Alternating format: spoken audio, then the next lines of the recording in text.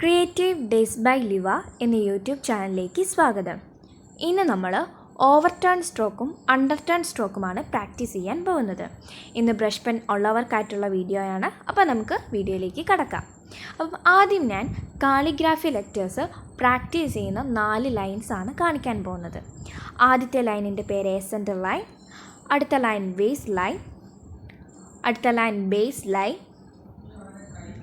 അടുത്ത line descender line. Okay, ascending loop വരുന്നത് ascender line, waist line, base line. ഈ 3 ലൈനുകളിലായിട്ടാണ് ഏസെൻഡിങ് loop വരുന്നത്.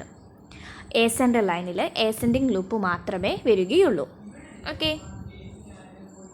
ഇനി അടുത്തത് ഡീസെൻഡിങ് ലൂപ്പ്. ഡീസെൻഡിങ് ലൂപ്പ് വരുന്നത് waist line, base line, descender line. ഈ 3 ലൈനുകളിലായിട്ടാണ് ഡീസെൻഡിങ് ലൂപ്പ് വരുന്നത്. ഡീസെൻറ്റർ ലൈനിൽ ഡീസെൻഡിങ് ലൂപ്പ് ആണ് വരുന്നത്. ഓക്കെ, ഇനി ബാക്കി up stroke, down stroke, over turn stroke, under turn stroke, compound stroke, oval stroke. ഈ സ്ട്രോക്കുകളെല്ലാം വേസ്റ്റ് ലൈനിനും ബേസ് ലൈനിലും ആയിട്ടാണ് വരുന്നത്. ഓക്കെ, ഇനി എനിക്ക് അപ്പ് സ്ട്രോക്ക്, ഡൗൺ സ്ട്രോക്ക് അതിനെപ്പറ്റി കൂടുതലായിട്ട് ഒന്നും പറയാനില്ല. അപ്പ് സ്ട്രോക്ക് വരുന്നത് ബേസ് ലൈനിൽ നിന്ന് വേസ്റ്റ് ലൈനിലോട്ട് തിൻ സ്ട്രോക്കോടെയാണ്. ഡൗൺ സ്ട്രോക്ക് വരുന്നത് വേസ്റ്റ് ലൈനിൽ നിന്ന് ബേസ് ലൈനിലോട്ട് തിക്ക് സ്ട്രോക്കോടെ. ഓക്കെ, അപ്പം ഇന്ന് നമ്മൾ ഓവർ ടേൺ സ്ട്രോക്കും അണ്ടർ ടേൺ സ്ട്രോക്കുമാണ് പ്രാക്ടീസ് ചെയ്യാൻ പോകുന്നത്. ഓവർ ടേൺ സ്ട്രോക്ക് വരുന്നത് ബേസ് ലൈനിൽ നിന്ന് വേസ്റ്റ് ലൈനിലോട്ട് വന്ന് ഒരു കർവ് വരുന്നു. അത് കഴിഞ്ഞ് പിന്നെ തിരിച്ച് ബേസ് ലൈനിലോട്ട് തിക്ക് സ്ട്രോക്കോടെയാണ് വരുന്നത്. ഓക്കെ, നമ്മൾ ശ്രദ്ധിക്കേണ്ട കാര്യമെന്ന് പറയുന്നത് പാരലൽ വരച്ച് വേണം പ്രാക്ടീസ് ചെയ്യാൻ. ഓക്കെ, ഇതും പാരലാണ്, ഇതും പാരലാണ്. പക്ഷെ നമുക്ക് കുറച്ച് ഇറ്റാലിക് ആയിട്ടുള്ള പാരലൽ ലൈനാണ് വേണ്ടത്. നമുക്ക് ഇവിടെ കാണാം, ഈ ഓവർ ടേൺ സ്ട്രോക്കിന് പാരലൽ വെച്ചാണ് നമ്മൾ വരച്ചിരിക്കുന്നത്. ഓക്കെ, ഇനി അടുത്തത് കോമൺ ആയിട്ടുള്ള മിസ്റ്റേക്സ് ആണ്. ആദ്യത്തേത് പോയിൻറ്റഡ് അറ്റ് ദി ടോപ്പ് എന്ന് പറയുമ്പോൾ ഫസ്റ്റ് നമ്മൾ തിൻ സ്ട്രോക്കോടെ അപ്പ് സ്ട്രോക്ക് പോകുന്നു. അത് കഴിഞ്ഞ് അവിടെ സ്റ്റോപ്പ് ചെയ്ത് തിക്ക് സ്ട്രോക്കോടെ ഡൗൺ സ്ട്രോക്ക് പോകുന്നു. അങ്ങനെ പോകുമ്പോഴാണ് പോയിൻറ്റഡ് ആയിട്ട് വരുന്നത്. നമ്മൾ സ്മൂത്ത് ആയിട്ട് വേണം കൊണ്ടുപോകാൻ. ഓക്കെ, ഇത് തെറ്റാണ്. ഞാൻ സ്മൂത്തായിട്ട് കൊണ്ടുപോകുന്നത് കാണിക്കാം. അവിടെ സ്റ്റോപ്പ് ചെയ്യാതെ സ്മൂത്തായിട്ട് കൊണ്ടുപോകുന്നു. ഓക്കെ, അപ്പോൾ ഇവിടെ പോയിൻറ്റഡ് ആയിട്ട് വന്നിട്ടില്ല. അപ്പോൾ ഇതാണ് നമ്മൾ ആദ്യമായിട്ട് ശ്രദ്ധിക്കേണ്ട കാര്യം. ഇനി അടുത്തതെന്ന് പറയുന്നത് സ്ലൈഡ്സ് നോട്ട് പാരലൽ. ഇവിടെ കാണാം 2 പാരലൽ വരച്ചിരിക്കുന്നത്. ഇതിൽ ഒരു സൈഡ് പാരലലിന് ഓപ്പോസിറ്റായിട്ടാണ് വന്നിരിക്കുന്നത്. ഇത് തെറ്റാണ്. നമ്മൾ പാരലലി കറക്റ്റായിട്ട് വരച്ച് വേണം പഠിക്കാൻ. അപ്പം ഇത് നമുക്കൊന്ന് പാരലൽ വരച്ച് നോക്കാം. ഇവിടെ വന്നിരിക്കുന്നത് പാരലലിന് ഓപ്പോസിറ്റ് ആയിട്ടാണ് ഒരു സൈഡ്. അപ്പോൾ അത് തെറ്റാണ്. നമ്മൾ കറക്റ്റ് പാരലലായിട്ട് വേണം സ്ട്രോക്കുകൾ വരച്ച് പഠിക്കാൻ. ഇനി നമുക്ക് ഇതൊന്ന് പാരലൽ വരച്ച് നോക്കാം.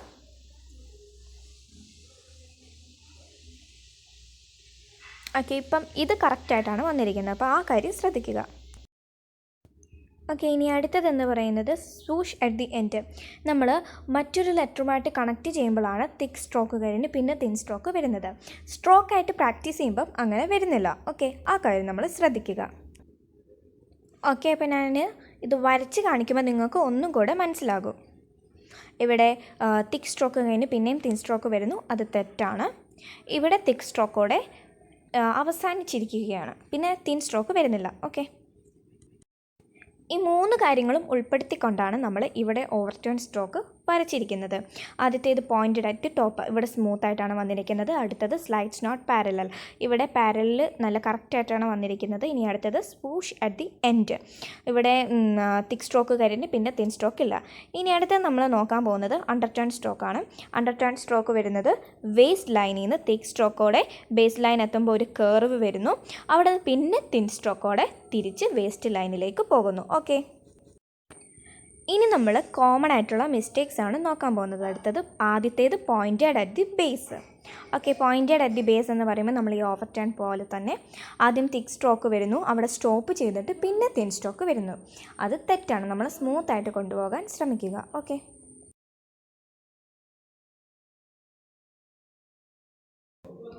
ഇനി അടുത്തത് എന്ന് പറയുന്നത് സ്ലൈഡ്സ് നോട്ട് പാരലൽ. ഇവിടെ കാണാം പാരലലിന് ഓപ്പോസിറ്റ് ആയിട്ടാണ് അണ്ടർ ടേൺ സ്ട്രോക്ക് വന്നിരിക്കുന്നത്. തെറ്റാണ്. ഓക്കെ, അപ്പോൾ ആ കാര്യം ശ്രദ്ധിക്കുക.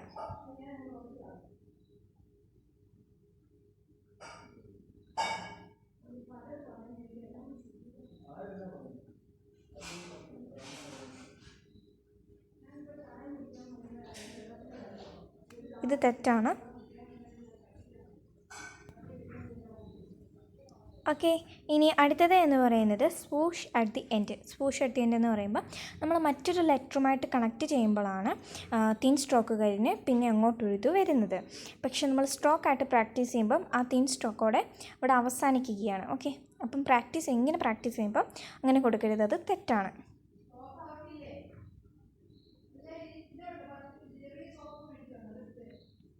ഇത് തെറ്റാണ്.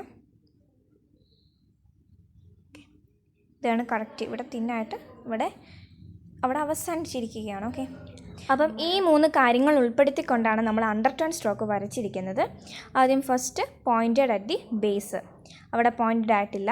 ഇനി അടുത്തത് സ്ലൈഡ്സ് നോട്ട് പാരലൽ. റിമെമ്പർ, അവിടെ കറക്റ്റ് പാരലൽ വെച്ചാണ് വരച്ചിരിക്കുന്നത്. ഇനി ബേസ് ലൈൻ, ഡീസെൻറ്റർ ലൈൻ എന്നിവയാണ് കാലിഗ്രാഫി പ്രാക്ടീസ് ചെയ്യുന്ന ലൈനുകൾ. പോയിട്ടില്ല. Okay, over turn stroke waist ലൈനിലും ബേസ് ലൈനിലുമായിട്ടാണ് വരുന്നത്. Pointed at the top, slides not parallel, swoosh at the end. ഈ 3 കാര്യങ്ങളാണ് ഓവർ ടേൺ സ്ട്രോക്കിൽ ശ്രദ്ധിക്കേണ്ടത്.